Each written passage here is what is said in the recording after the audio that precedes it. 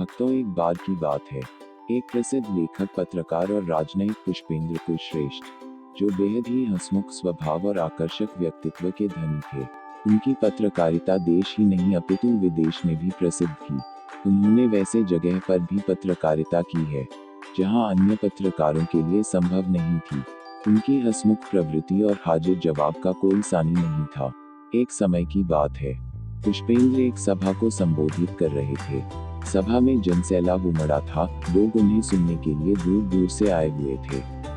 जब वह अपना भाषण समाप्त कर बाहर निकले, तब उनकी ओर एक भीड़ ऑटोग्राफ के लिए बढ़ी।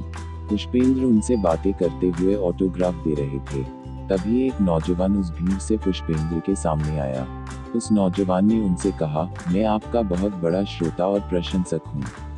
मैं साहित्य प्रेमी हूँ, जिसके कारण मुझे आपकी लेखनी बेहद रुचिकर लगती है। इस कारण आप मेरे सबसे प्रिय लेखक भी हैं। मैंने आपकी सभी पुस्तकें पढ़ी है और आपके व्यक्तित्व को अपने जीवन में उतारना चाहता हूँ।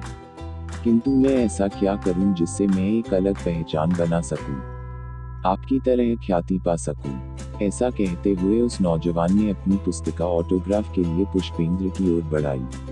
पुष्पेंद्र ने उस समय कुछ नहीं कहा और उसकी पुस्तिका में कुछ शब्द लिखे और ऑटोग्राफ देकर उस नौजवान को पुस्तिका वापस कर दी। इस पुस्तिका में यह लिखा हुआ था कि आप अपना समय स्वयं को पहचान दिलाने के लिए लगाएं।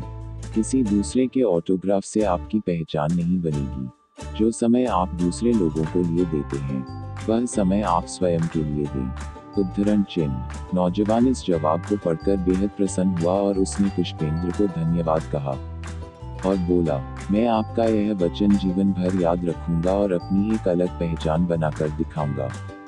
उद्धरण चिन्ह। पुष्पेंद्र ने उस नौजवान को धन्यवाद दिया और सफलता के लिए ढेर सारी शुभकामनाएं भी दी। इस कहानी से हमें यह सीख मिलती है कि हमारा पूरा ध्यान दूसरों में जाता है, पर हम उस बात को भुला देते हैं कि जो सब कर सकते हैं वह हम भी कर सकते हैं। हमेशा खुद पर फोकस करना चाहिए और ऊपर नहीं।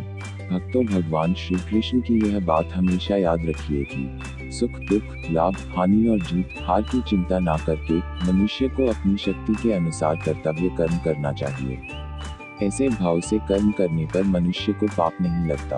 आपको कैसी लगी यह कहानी हमें कमेंट कीजिए और चैनल को सब्सक्राइब करें। धन्यवाद।